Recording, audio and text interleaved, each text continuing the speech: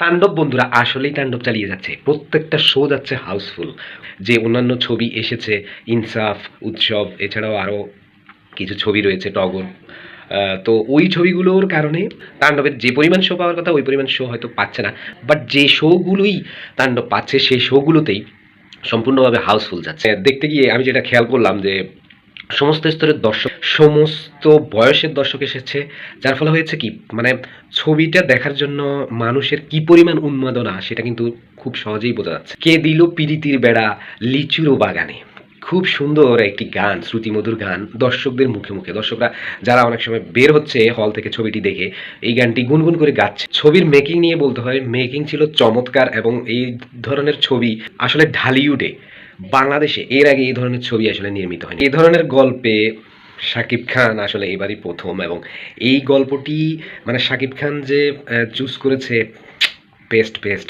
মানে ছবিটি দেখার পর আপনার যে ফিলিংসটা আসবে সেই ফিলিংসটা মানে ভয়াবহ। আপনি ছবিটা, শাকিব খানের অন্য ধরনের ছবি, অন্য লেভেলের ছবি। এই ছবিটি আসলে যেভাবে দর্শক দেখছে, তো দর্শকদের অনুভূতি আমি কিছুটা নিয়েছি। সমস্ত দর্শকেরই মানে অন্য ধরনের অনুভূতি। সাধারণত ছবি দেখে মানুষের যে ধরনের ফিলিংস হয়, এই ছবিটি দেখার পর অন্য ধরনের একটা অনুভূতি কাজ করেছে। আর শাকিব খানকে যেভাবে প্রেজেন্ট করা হয়েছে, এভাবেও শাকিব খানকে এর আগে কোনো সময় প্রেজেন্ট করা হয়নি। আর অন্যান্য ক্যারেক্টারগুলো যে যাকে যে জায়গায় যেভাবে ফিট হয়েছে ঠিক সেভাবেই প্রেজেন্ট করা হয়েছে। যার ফলে আমি মনে করি যে রায়হান রাফি মেকার হিসেবে খুবই মুন্সিয়ানার পরিচয় দিয়েছেন এই ছবিটির ক্ষেত্রে। ছবিতে গান হয়তো একটা বেশি নেই, অল্প কিছু গান, কারণ গল্প কেন্দ্রিক ছবি, গল্প এগিয়ে যাচ্ছিল, গল্পের খাতিরেই গান আনা হয়েছে, কিন্তু জোরপূর্বক গান ঢোকানো হয়নি। আর যে গানগুলো আনা হয়েছে, গানগুলো ঠান্ডা মেজাজের গান, বাট খুবই শ্রুতিমধুর, শুনতে ভালো লাগছে, মানে কানের অশান্তি বলে অনুভূত হচ্ছে না। মৌলিক গল্পে খুবই সুন্দর ছবি, গল্প গল্পের মতো এগিয়ে গেছে, আর দর্শক দেখে আনন্দ পেয়েছে।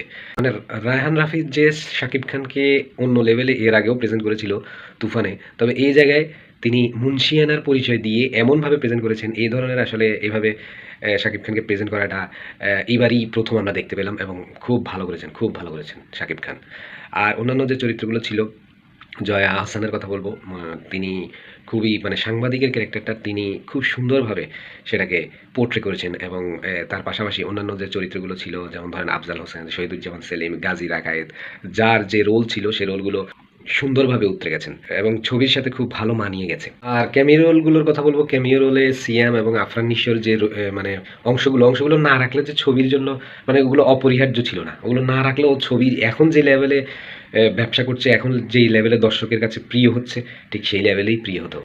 হ্যাঁ, ক্যামিও রোলগুলোতে সিয়াম এবং আফরান নিশোকে আনা হয়েছে, গল্পের মধ্যে একটা টুইস্ট আনা হয়েছে লাস্টে। তবে ওগুলো ছাড়াও পুরো ছবিটি একেবারে মানে যে স্কেলে নিয়ে গিয়েছে Raihan Rafi, hats off to you. আর তাণ্ডব নিয়ে আমাদের সামনে আরও আপডেট আসতে থাকবে। এই পুরো সপ্তাহ জুড়েই আমাদের চ্যানেলের সাথেই থাকুন।